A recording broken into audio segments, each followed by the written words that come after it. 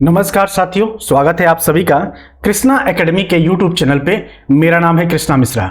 दोस्तों, आज हम लोग पढ़ेंगे संविधान में मूल अधिकार। मूल अधिकार या इसको कह लीजिए मौलिक अधिकार, इंग्लिश में इसको फंडामेंटल राइट बोलते हैं। और यूपी ट्रिपल एससी पेट में आपके सीधे सीधे टॉपिक में मतलब सिलेबस में ये टॉपिक मेंशन है। ठीक है, मूल अधिकार, आपका नीति निर्देशक तत्व और मौलिक कर्तव्य, ये तीनों टॉपिक आपके सिलेबस में मेंशन है, जिसमें से आज हम लोग पहला टॉपिक पढ़ेंगे मूल अधिकार। इसके पहले भी हमने वीडियो बनाया है जिसमें संविधान की विशेषता, संविधान का विकास, ये सब चीजें मैंने आपको करा दिया है। ठीक है, तो मूल अधिकार का मतलब क्या होता है और ये मूल अधिकार किसे प्राप्त होता है, इसके बारे में हम लोग पढ़ेंगे। तो अगर बात किया जाए मूल अधिकार यानी कि फंडामेंटल राइट की, तो ये संविधान के भाग 3 में अनुच्छेद 12 से लेकर 35 तक इसका प्रावधान किया गया है। और यह मूल अधिकार किसे प्राप्त होता है, तो यह मूल अधिकार नागरिक को, नागरिक का मतलब क्या होता है, तो नागरिक का मतलब होता है हम और आप।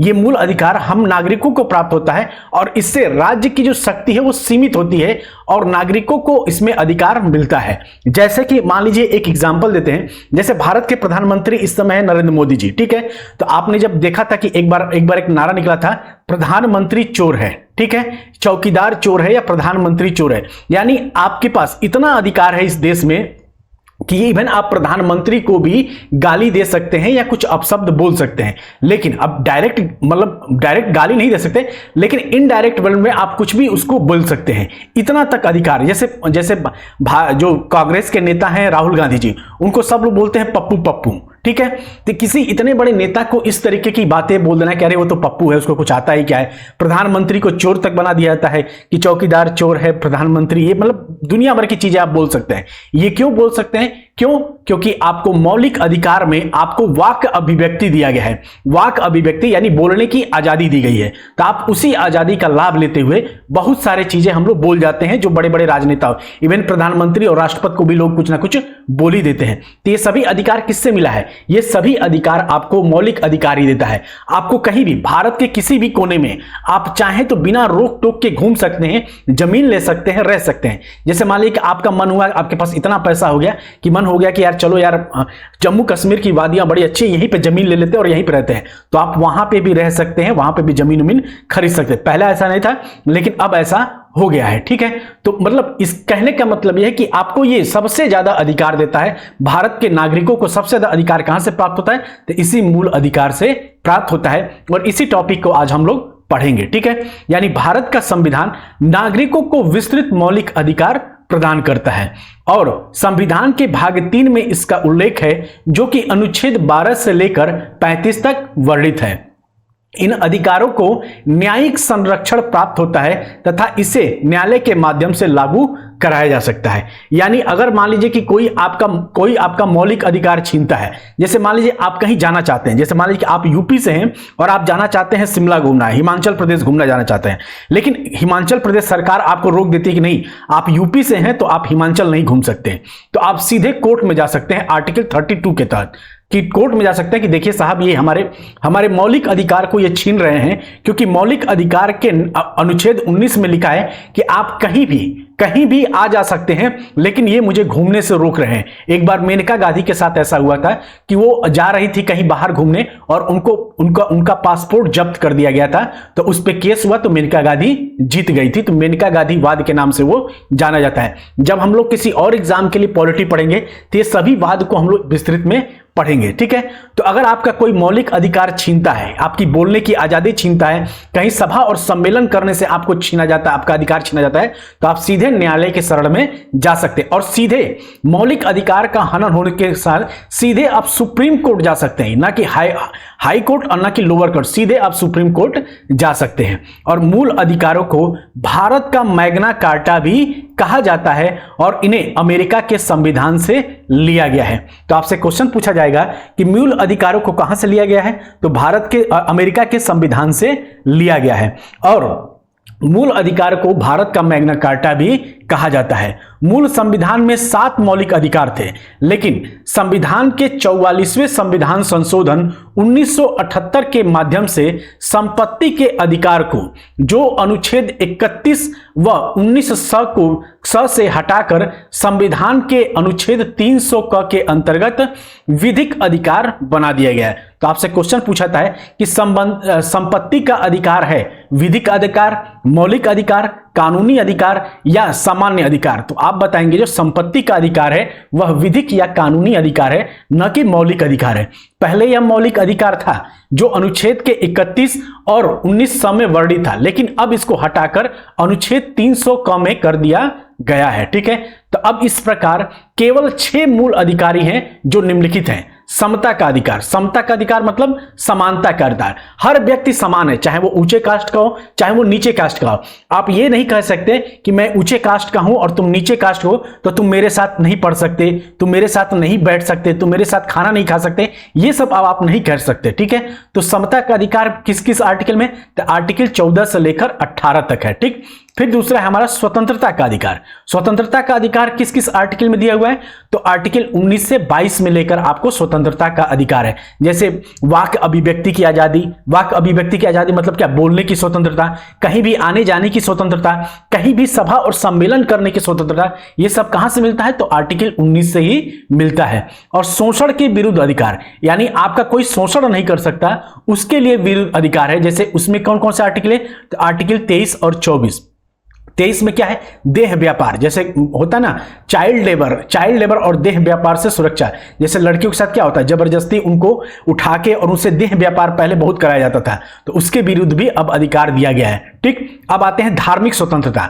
तो धार्मिक स्वतंत्रता का वर्णन किस अनुच्छेद में है? तो आर्टिकल 25 से लेकर 28 तक धार्मिक स्वतंत्रता का वर्णन किया गया है। वही हमारा 5वां है संस्कृति एवं शिक्षा संबंधी अधिकार। यह किस आर्टिकल में है? तो आर्टिकल 29 और 30 में है। और संवैधानिक उपचारों का अधिकार यानी आर्टिकल 32 से लेकर 35 तक संवैधानिक उपचारों का अधिकार है। अब हम लोग एक एक आर्टिकल को अच्छे से पढ़ते चले जाएंगे। तो पहला है हमारा समानता का अधिकार। समानता का अधिकार का मतलब क्या है? विधि के समक्ष समानता, यानी विधि के समक्ष यानी कानून के सामने। कहते हैं ना कानून अंधा होता है, वहां पे एक देखे होंगे कोर्ट में एक लेडी रहती है, उसके आंखों पे ऐसे पट्टी बंधी रहती है, उसका मतलब ही क्या है कि कानून अंधा होता है। यानी किसी भी वर्ग के लिए समान अधिकार, विधि के समक्ष समानता, यानी कानून के सामने सभी लोग समान रहेंगे, चाहे वो गरीब हो, चाहे वो अमीर हो, चाहे वो ऊंची जात का हो, चाहे वो नीची जात का हो।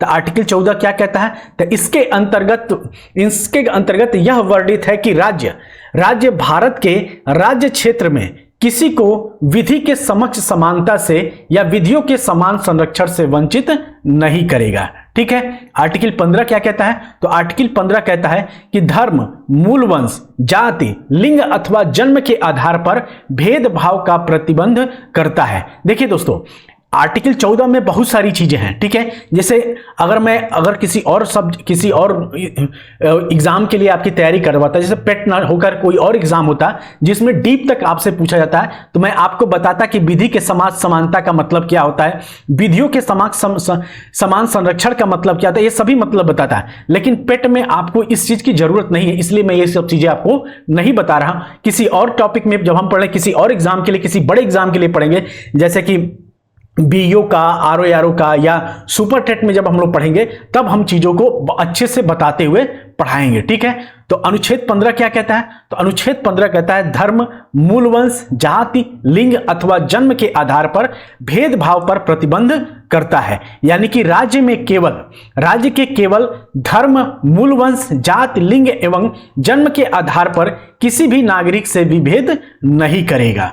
ठीक है, आर्टिकल 16 क्या कहता है? तो आर्टिकल 16 लोक नियोजन के संबंध में अवसर की समानता का मतलब। लोक नियोजन का मतलब क्या होता है? जितनी भी सरकारी सेवाएं हैं, लोक नियोजन का मतलब जितनी भी सार्वजनिक सेवाएं हैं उसमें अवसर की समानता होगी, उसमें किसी के साथ भेदभाव नहीं किया जाएगा। ठीक है, जाति के आधार पर, धर्म के आधार पर कोई भी भेदभाव नहीं होगा। यानी राज्य के अधीन आने वाले किसी भी पद पर नियोजन या नियुक्ति के संबंध में सभी नागरिकों के लिए समान अवसर होगा। लेकिन आपने सुना होगा आरक्षण, अब कुछ लोग कहते हैं कि आरक्षण क्या है, ये विभेदकारी है, ये कानून के खिलाफ है, लेकिन नहीं, ये कानून के खिलाफ नहीं है। आरक्षण कानून के खिलाफ नहीं है। क्यों नहीं है? क्योंकि देखिए, पहले से जब आप बहुत साल, आज के 2-3 साल पहले की बात कर लिया जाए, तो जो छोटी जाति है, जैसे OBC, other backward caste, SC ST, इन लोगों के साथ समान अवसर नहीं मिला, इनको समान अवसर नहीं मिला, और ये गरीब ही बेचारे मतलब रह गए। ठीक है, इनको ऊंची जातियों ने बहुत सताया। ठीक है, और इनको क्या किया, इतना भेद, इनको छोटे मतलब एकदम अच्छा, मतलब कोई भी अच्छा काम इनको नहीं दिया जाता था करने के लिए, इसलिए ये इन लोगों को समान अवसर नहीं मिला और ये लोग आगे नहीं बढ़ पाए। लेकिन जब आजाद भारत हुआ तो ये पाया गया कि नहीं, हमें सबको साथ लेकर चलना है, तो इसीलिए इसमें आरक्षण का प्रावधान किया गया। आरक्षण गलत नहीं है। ठीक है, हाँ, वो बात अलग है कि आरक्षण का जो वितरण है वो व्यवस्था गलत है। ठीक है, लेकिन आरक्षण आपका गलत नहीं है। ठीक, तो लोक नियोजन के संबंध में अवसर की समानता, तो लोक नियोजन के संबंध में अवसर की समानता का मतलब क्या होता है कि किसी भी राज्य के अधीन आने वाले किसी भी पद पर नियोजन या नियुक्ति के संबंध में सभी नागरिकों को समान अवसर प्राप्त होगा। अपवाद क्या है कि अनुसूचित जाति, अनुसूचित जनजाति या अन्य पिछड़ा वर्ग संबंधी प्रावधान, जो आरक्षण की बात किया जाता है, इन जातियों को अनुसूचित जाति, अनुसूचित जनजाति या अन्य पिछड़ा वर्ग में प्रावधान है, तो इसके ये अपवाद है, क्योंकि आरक्षण इन्हीं लोगों को मिलता है। ठीक है, अब तो ईडब्ल्यूएस में भी आ गया है, अब तो आर्थिक रूप से कमजोर लोगों को भी मिलने लगा है। ठीक, अब आते हैं अनुच्छेद 17। अनुच्छेद 17 क्या कहता है? तो अनुच्छेद 17 कहता है अस्पृश्यता का अंत। तो अस्पृश्यता का क्या मतलब होता है? तो अस्पृश्यता का मतलब होता है छुआछूत से।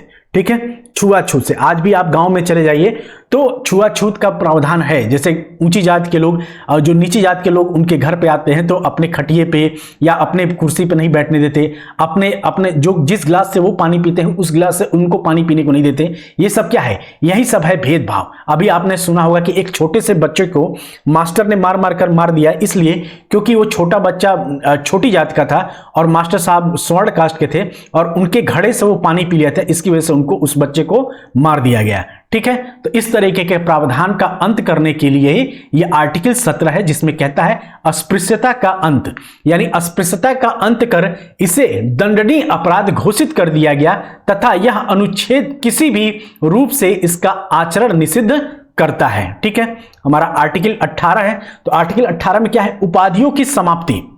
उपाधियों की समाप्ति का मतलब क्या है कि सेना एवं शिक्षा संबंधी सम्मान के सिवाय कोई भी उपाधि राज्य द्वारा प्रदान नहीं की जाएगी। किसमें प्रदान की जाएगी? तो सिर्फ सेना में प्रदान की जाएगी और शिक्षा में प्रदान। जैसे शिक्षा में क्या दिया जाता है? डॉक्टर की उपाधि दिया जाता है। डॉक्टर, जैसे मान लीजिए आप पीएचडी कर लेंगे, जैसे मान लीजिए मैं पीएचडी कर लूंगा तो मेरे आगे डॉक्टर लग जाएगा, डॉक्टर कृष्णा मिश्रा। भले मैं डॉक्टर हूं ना हूं, मतलब वो डॉक्टर का मतलब वो वाला डॉक्टर नहीं जो मेडिसिन देते हैं, लेकिन अगर मैं पीएचडी कर लेता हूं तो मेरे नाम के आगे एक उपाधि लग जाएगी, डॉक्टर कृष्णा मिश्रा। ठीक है, तो इस तरीके अगर मान लीजिए आप ही में से कोई पीएचडी कर लेगा तो ये उपाधि आप लोगों को लग जाएगी। तो केवल सेना और शिक्षा, सेना में भी उपाधियां मिलती हैं बहुत सारे, जैसे परमवीर चक्र, ये सब चीजें जो मिलती हैं ये सब क्या है? उपाधियां हैं। ठीक, और यह निषेध करता है कि भारत का कोई भी नागरिक किसी अन्य देश से कोई उपाधि स्वीकार नहीं करेगा। यानी कि यह आर्टिकल जो 18 है यह भी कहता है कि भारत का कोई नागरिक किसी विदेश से, जैसे मान लीजिए कि कोई पाकिस्तान वाले, अगर मान लीजिए कि आपको पाकिस्तान वाले कोई अगर मेडल देना चाहें या कोई उपाधि देना चाहें तो उसके लिए आप या तो आपको राष्ट्रपति से सहमति लेना पड़ेगी, और पहली बात तो आप ले ही नहीं सकते।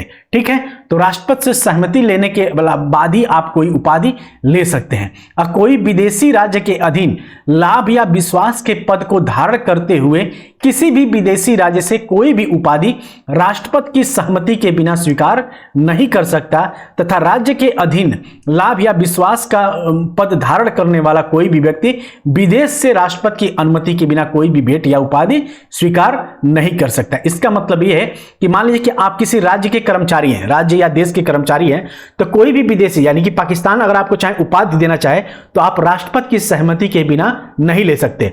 उसी तरीके से अगर मान लीजिए कोई पाकिस्तान का राजदूत भारत में कार्य कर रहा है, ठीक है, और उसे अमेरिका द्वारा सम्मानित किया जाए तो वो भी तभी ये उपाधि ले सकता है जब राष्ट्रपति उसे अनुमति प्रदान करे, तभी वो ले सकता है। तो आर्टिकल 18 क्या करता है?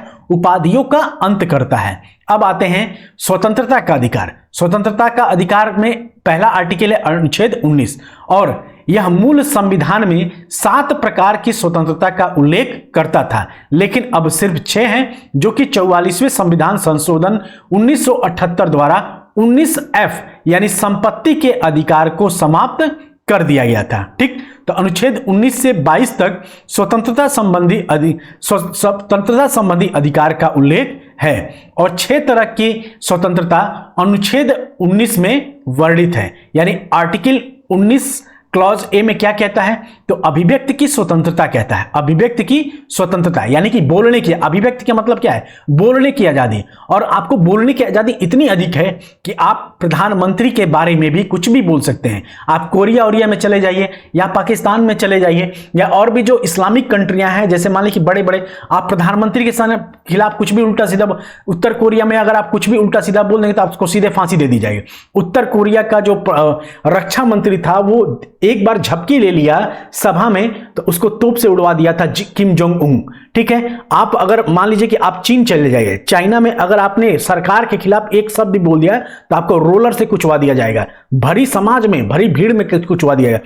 तो जितनी आजादी आपको बोलने की आजादी भारत में है, उतनी आजादी शायद किसी भी देश में नहीं है। और ये आजादी हमें क्यों मिली है, क्योंकि मौलिक अधिकार में आर्टिकल 19 क्लॉज ए में कहता है कि अभिव्यक्ति की स्वतंत्रता यानी बोलने की आजादी है। आप प्रधानमंत्री को, राष्ट्रपति को, बड़े से बड़े नेता को, बड़े से बड़े बिजनेसमैन को आप कुछ भी बोल सकते हैं। ठीक है, आर्टिकल 19 बी क्या कहता है कि शांतिपूर्वक बिना हथियारों के एकत्रित एवं सभा करने की स्वतंत्रता।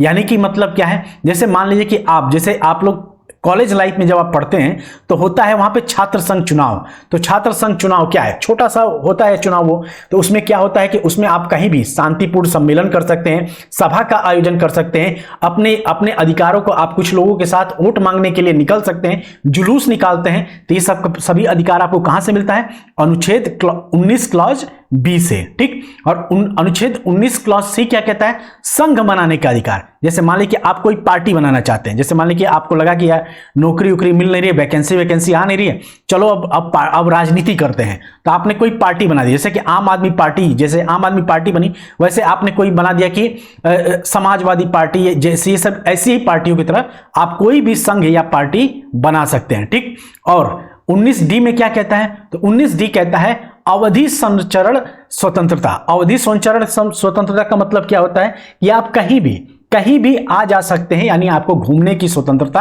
आपको मिलती है। ठीक है, और अनुच्छेद 19E क्या कहता है कि देश के किसी भी क्षेत्र में निवास करने व बसने की स्वतंत्रता। और 19G क्या कहता है, तो 19G कहता है व्यवसाय आदि की स्वतंत्रता। इसको याद कैसे करेंगे, तो उसको याद करने का एक ट्रिक होता है कि पहले आप बोलेंगे यानी अभिव्यक्ति की आजादी, अभिव्यक्ति की स्वतंत्रता आपको मिली, तो भाई अभिव्यक्ति यानी आपको बोलेंगे तो आपको कोई सुनने वाला भी तो होना चाहिए ना। तो सुनने के लिए आप क्या करेंगे, किसी और व्यक्ति तक अपनी आवाज पहुंचाने के लिए आपको क्या करना होगा, आपको क्या करना, आपको एकत्रित होकर सभा करना होगा। सभा करेंगे तभी तो आपको 2-4 लोग सुनेंगे, वरना ऐसे कौन सुनेगा। बंद कमरे में आप चिल्लाएंगे, आपको कोई नहीं सुनेगा।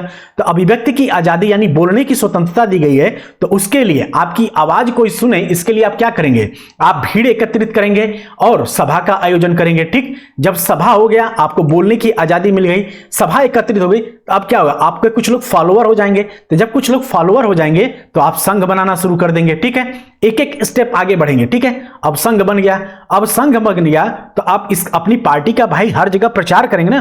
तो आप क्या करेंगे, घूम घूम के प्रचार करना शुरू करेंगे। पता चला यूपी गए, अगले दिन आप MP जाएंगे, अगले दिन आप हरियाणा जाएंगे। इसी तरीके से आप संचरण करने की स्वतंत्रता मिल गया। ठीक, उसके बाद से आपका आ गया अगला कि आपने घूमे, फिर उसके बाद से आप कहीं घूमने के लिए जा रहे हैं, जैसे मान लीजिए कि यूपी से आप बिहार जा रहे हैं, तो वहां पे आप निवास भी तो करेंगे, तो आपको निवास करने की स्वतंत्रता मिल गया।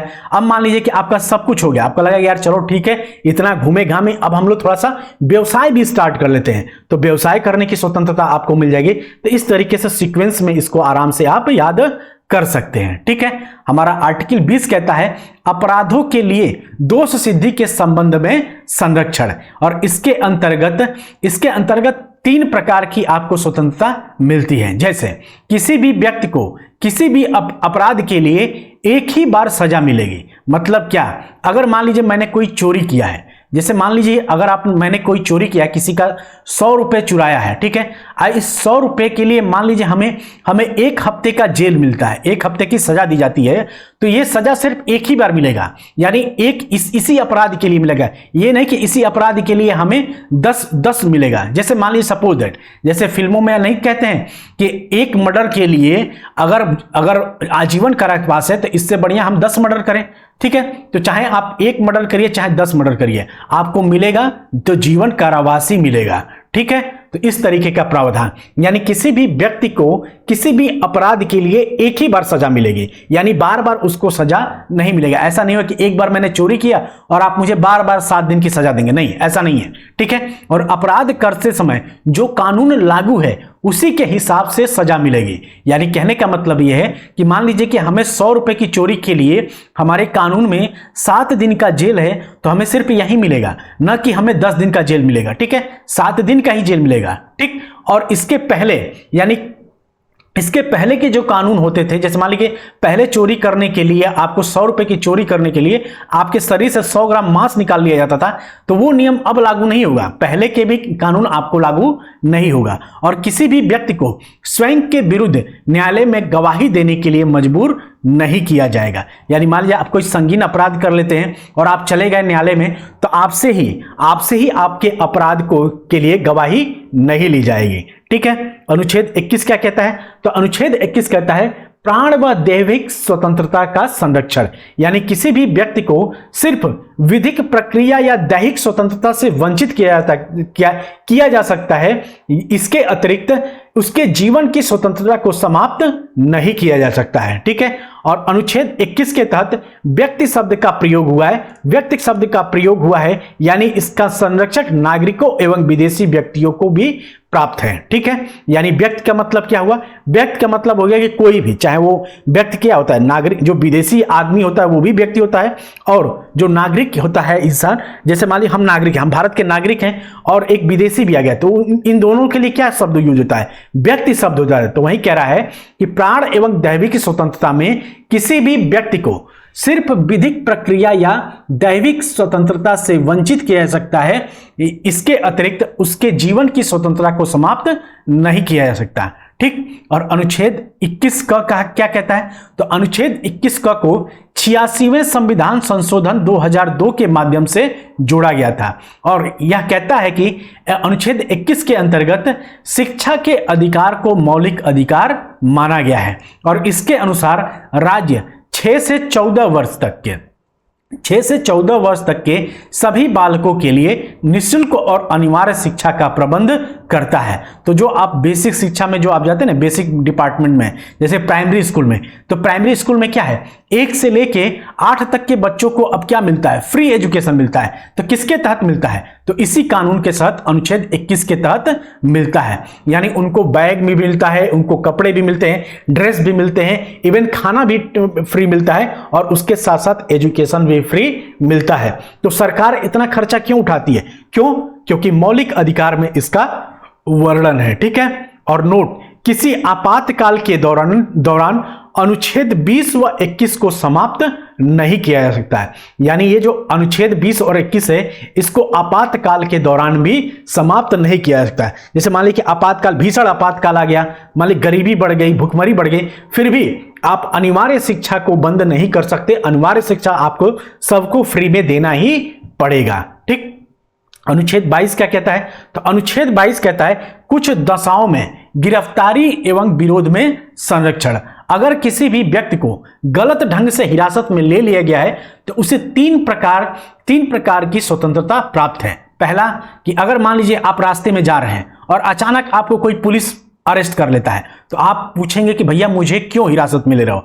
तो हिरासत लेने का कारण बताना होगा तुरंत वहीं पे। ऐसा नहीं कहेगा कि चलो थाने बताते हैं, नहीं, ये रूल नहीं है कि आप थाने ले जाके, आप जैसे ही मुझे अरेस्ट करने आओगे आपको बताना पड़ेगा कि आपने किस कारण वजह से, मैंने ऐसा क्या किया है जिसकी वजह से आप मुझे अरेस्ट करके या हथकड़ी लगा के थाने ले जा सकते हैं। हथकड़ी आप तभी लगा सकते हैं जब मैंने कोई अपराध किया हो, क्योंकि हथकड़ी का मतलब है कि आपने अपराध कर दिया है, तभी लग सकता है हथकड़ी, वरना ऐसे ही सबको नॉर्मल इंसान को आप हथकड़ी नहीं लगा सकते। ठीक, और 24 घंटे के अंदर उसे मजिस्ट्रेट के सामने पेश करना होगा। ठीक, मान लीजिए हमको गिरफ्तार भी कर लिया गया, कभी कभी पुलिस वाले क्या करते हैं कि गिरफ्तार करके लेके थाने चले जाते हैं, और तो क्या होता है कि मुझे 24 घंटे के अंदर आपको मजिस्ट्रेट के सामने उपस्थित करना होगा। ठीक है, इसमें क्या होता है, इसमें जो मजिस्ट्रेट के सामने जब आप पेश करेंगे तो इस 24 घंटे में यात्रा का जो घंटा लगेगा, जैसे मान लीजिए कि यहां से 20 किलोमीटर आपका मजिस्ट्रेट का घर है और मजिस्ट्रेट का घर जाने के लिए हमें 1 घंटे का समय लगता है, तो 1 घंटे छोड़ दिया जाएगा। वो 1 घंटे आने जाने का समय नहीं जोड़ा जाता,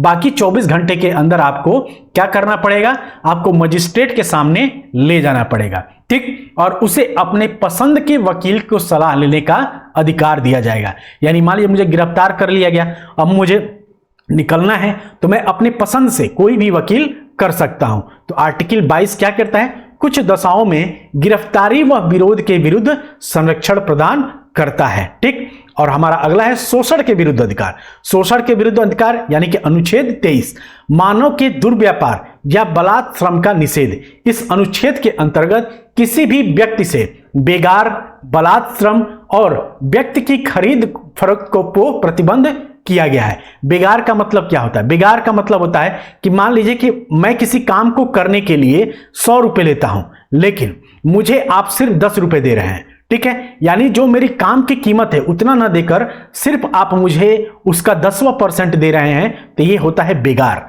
ठीक है, बलात् श्रम का मतलब क्या है, जैसे कि छोटे बच्चों के साथ जो कार्य करा, जैसे आपने चाय की दुकानों पे या छोटे छोटे ढाबों पे आपने देखा छोटे छोटे बच्चे काम करते हैं, तो क्या है बलात् श्रम। और किसी व्यक्ति का खरीद फरोख्त, जैसे बच्चों का भी खरीद फरोख्त होता है, लड़कियों का भी खरीद फरोख्त होता है कि छोटी छोटी बच्चियों को किडनैप करके और उनको क्या क्या बेच दिया जाता है ताकि वो जाके अपना पैसा कमा के और उनको दे सकें। ठीक है, तो इस तरीके का प्रतिबंध यहां पे किया गया है।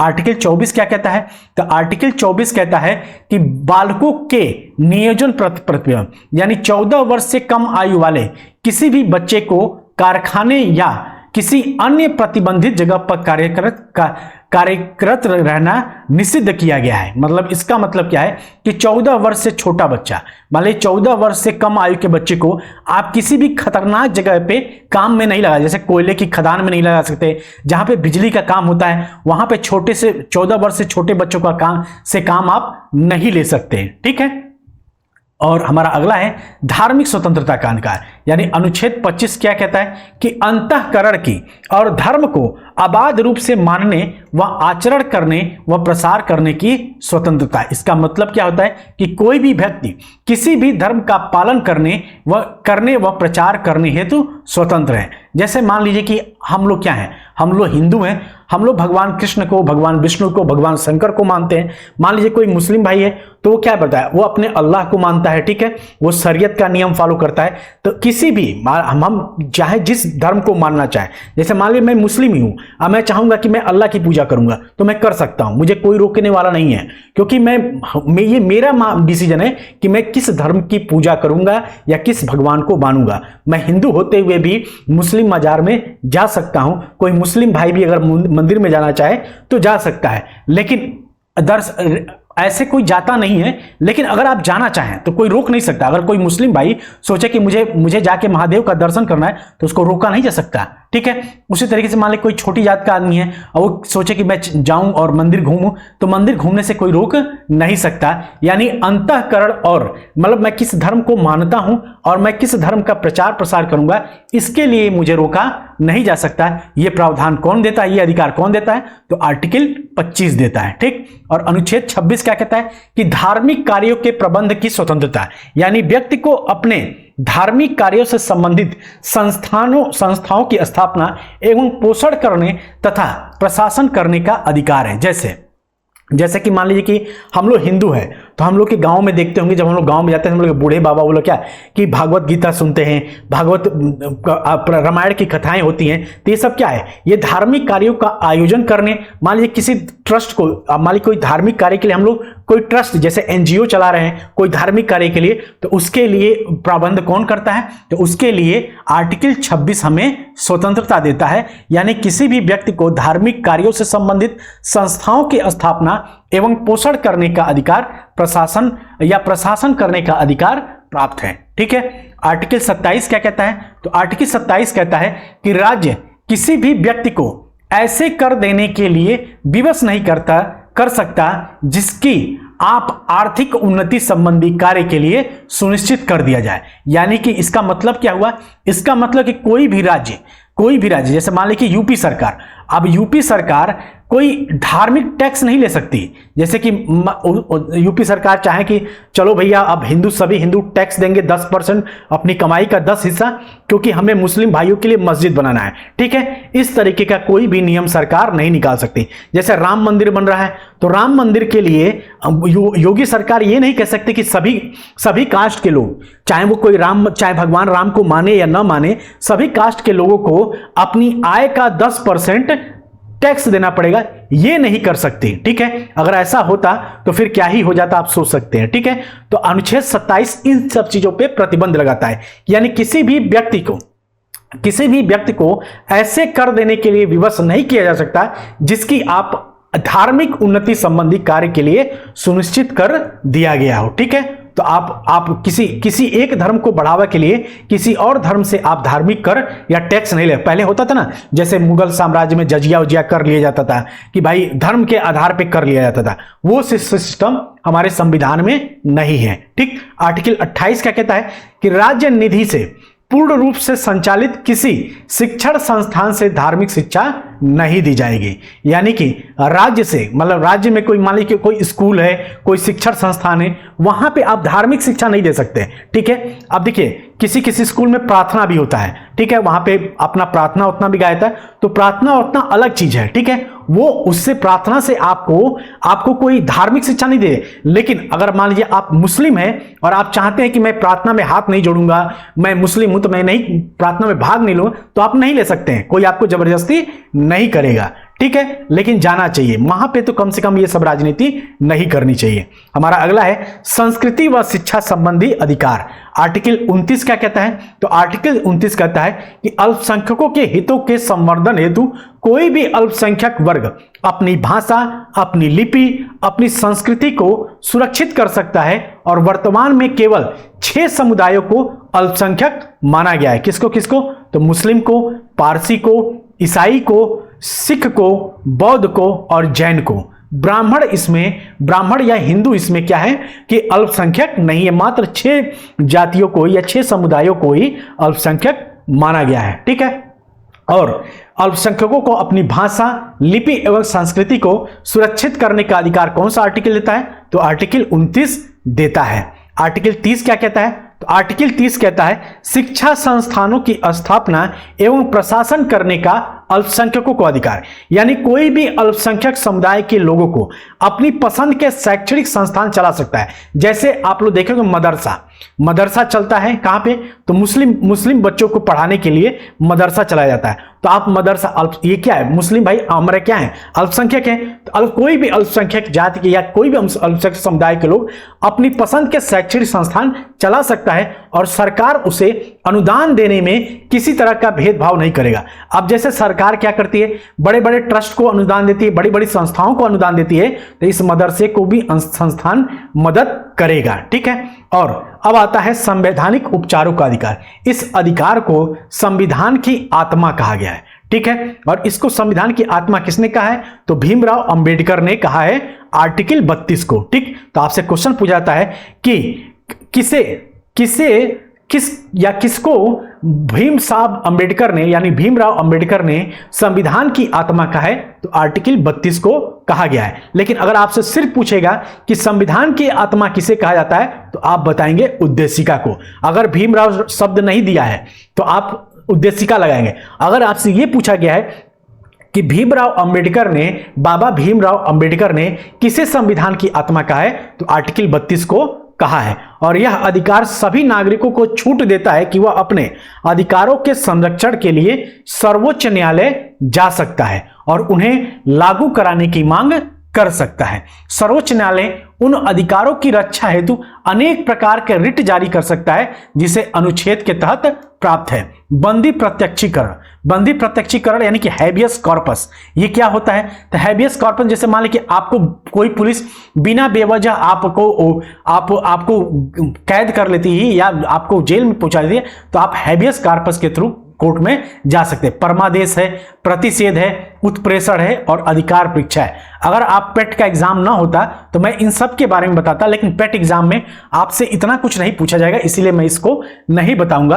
आपको बस इतना याद रखना है कि बंदी प्रत्यक्षीकरण में अनुच्छेद 32 के तहत 5 प्रकार के रिट जारी करने का प्रावधान है। कौन कौन सा? तो बंदी प्रत्यक्षीकरण, परमादेश, प्रतिषेध, उत्प्रेषण और अधिकार परीक्षा, ये लेख। ठीक, अब हम लोग देखेंगे मौलिक अधिकार एवं नीति निर्देशक तत्वों में अंतर। तो नीति निर्देशक तत्व कहां से लिया गया है? तो आयरलैंड से लिया गया है, जबकि मौलिक अधिकार कहां से लिया गया है? तो आपका अमेरिका से लिया गया है। नीति निर्देशक तत्व का उल्लेख कहां पे? तो भाग 4 में है, यहां पे भाग मौलिक अधिकार में भाग 3 में है। इसे न्यायालय के माध्यम से लागू नहीं कराया जा सकता है, लेकिन इसे न्यायालय के माध्यम से लागू कराया जा सकता है, यानी आर्टिकल 32 के तहत इसके तहत न्यायालय में जाया जा सकता है। इसके पीछे राजनीतिक मान्यता है, लेकिन इसके पीछे कानूनी मान्यता है, क्योंकि कानून हमें आजादी देता है, न कि राजनेता हमें आजादी देते हैं। ठीक है, यह सरकार के अधिकारों को बढ़ाता है और यह सरकार के महत्व को घटाता है। क्यों? क्योंकि मौलिक अधिकार नागरिकों को प्राप्त है, ना कि राज्य को। ठीक है, तो राज्य की शक्तियों को यह सीमित करता है, लेकिन नीति निर्देशक तत्व राज्य के अधिकारों को बढ़ाता है। ठीक है दोस्तों, तो आज हम लोग पढ़े क्या? मौलिक अधिकार। कब हम लोग पढ़ेंगे? नीति निर्देशक तत्व। इस तरीके से आपका 3-4 टॉपिक और बचा है पॉलिटी में, तो वो भी हम लोग अच्छे से कवर कर लेंगे। तो आज की क्लास में इतना ही, मिलते हैं अगली क्लास में। तब तक आप सभी अपना ध्यान रखिएगा। जय हिंद, जय भारत।